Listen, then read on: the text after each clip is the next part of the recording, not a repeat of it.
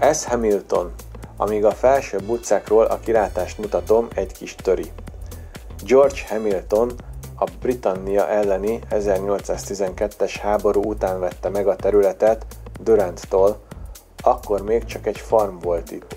Majd engedélyezett egy bírósági épületet és egy börtönt építetni a területen.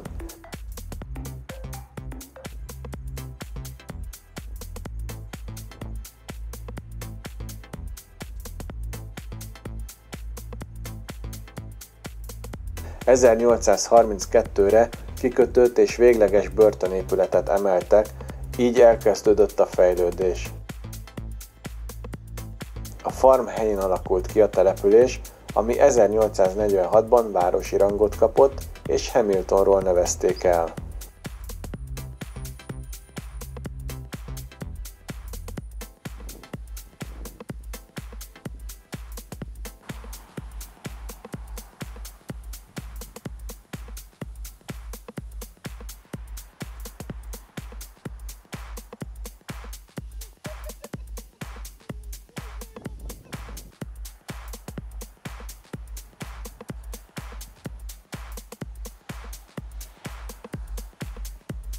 Dimbes dombos terület rengeteg vízeséssel.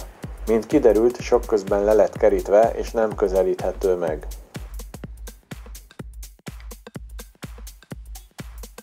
Ez az Albion Falls, 19 méter magas vízesés. Itt is lett kerítés, kialakított parkolóval, de be lehet sétálni az erdős részbe. Több mint 100 vízesés van a városban.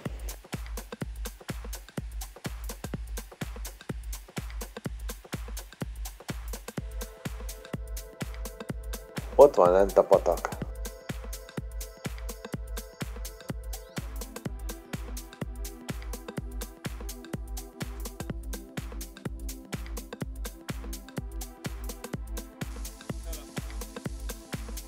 Ez már a 23 méteres Buttermilk vízesés. Autóút mellett, de a park folytatódik tovább.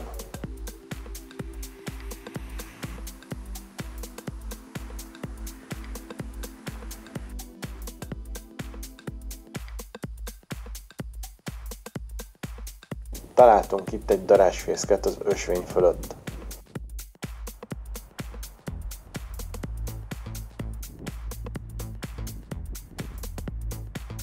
Ez a Hamiltoni Gőzgép Múzeum. Túl korán értünk ide, várakozás közben egy séta a kertben.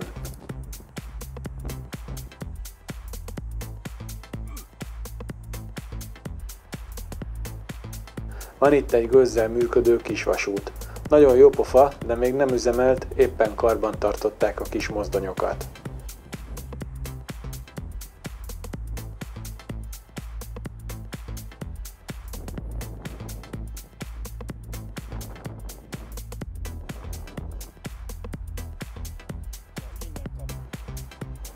Ez a Kazán kéménye.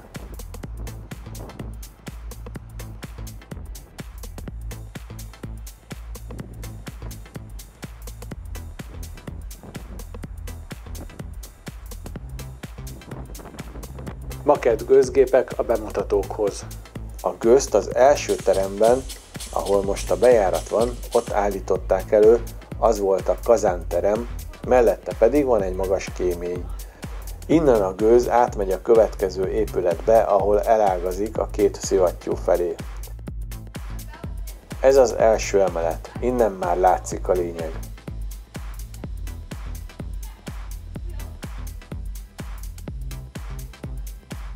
Ezekben vannak a gőzdugattyúk, a felső kar pedig mozgatja a kereket, ami mozgatja a pumpát.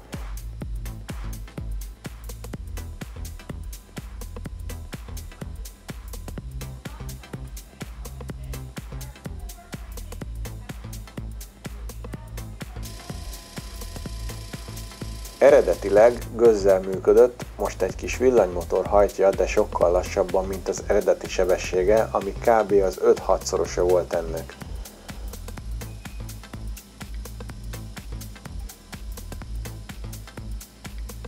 ...1857-59 között építették.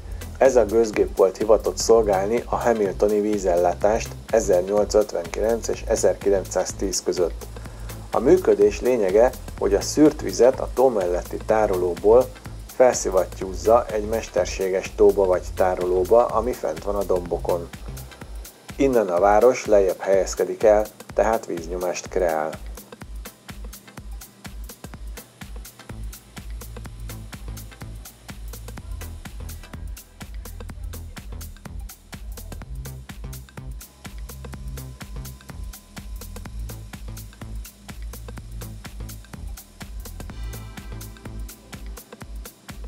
A pumpák ott vannak legalul. A teljes rendszer helyi gyártmány és valószínűleg a legrégebbi ilyen gőzgép, ami fent maradt. Két pumpa van, mindkettő 70 tonnás és 13,7 méter magas. Mindkét szivattyúnak két hengere van.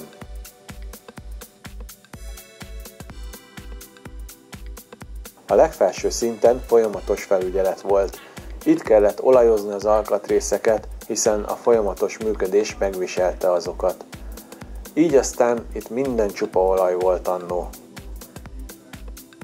Napi 5 millió gallon vizet tudott felpumpálni a tárolóba, ami 50 000 embernek fedezte a szükségletét.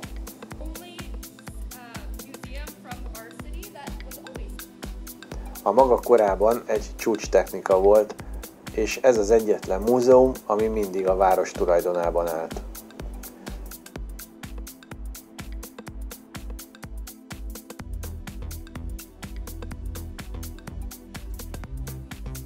Hamilton másik nevezetessége a Dundurn kastély. Neoklasszikus stílusú épület közel az Ontario tóhoz, de nem a partján található, 40 szobás, 1700 négyzetméteres ház, 3 szintes.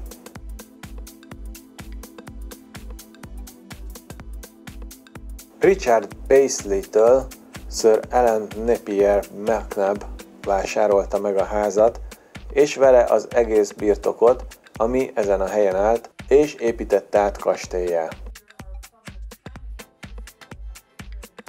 1835-re készült el az új épület, de az oszlopok csak 55-ben lettek hozzáadva.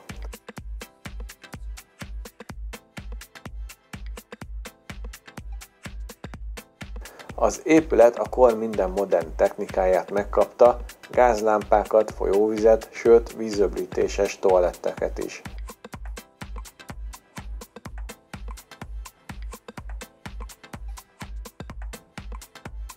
MacNab halála után a hallássérültek intézménye volt az épületben, majd 1872-ben Donald McInnes vette meg, 1899-ben pedig tőle Hamilton városa. 1928-tól látogatható, a 60-as években pedig egy felújításon is átesett.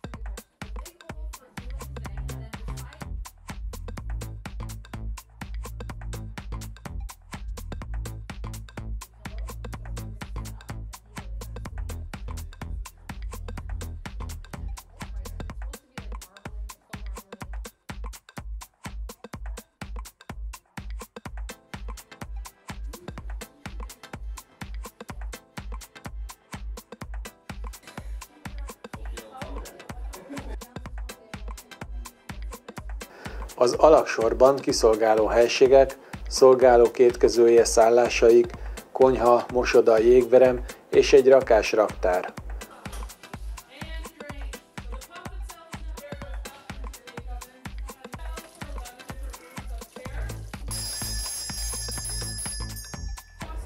Még látható itt-ott az eredeti épület alapja, amire a mai ház épült.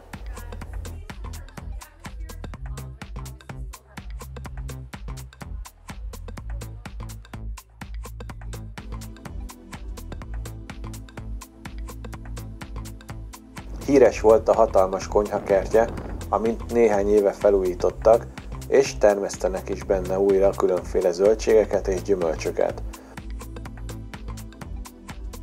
amiket el is lehet hozni. Mi paradicsomot hoztunk, és nagyon finomak voltak.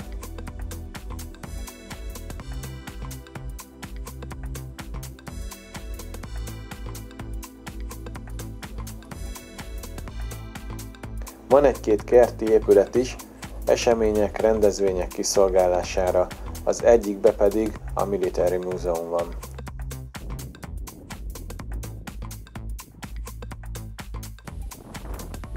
Sajnos nincsen szép kilátás a tóra, és a partra sem lehet lemenni.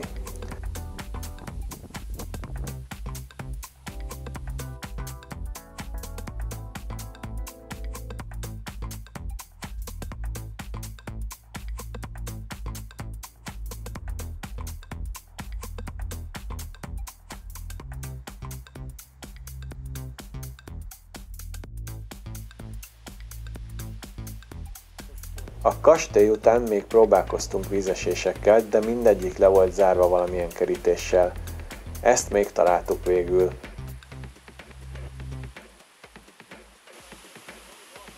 A Sherman Falls kb. 17 méter magas vízesés. Meglepően sokan voltak, fotózgattak, beszélgettek itt. Nagyon tetszett ez a kis völgy, hangulatos.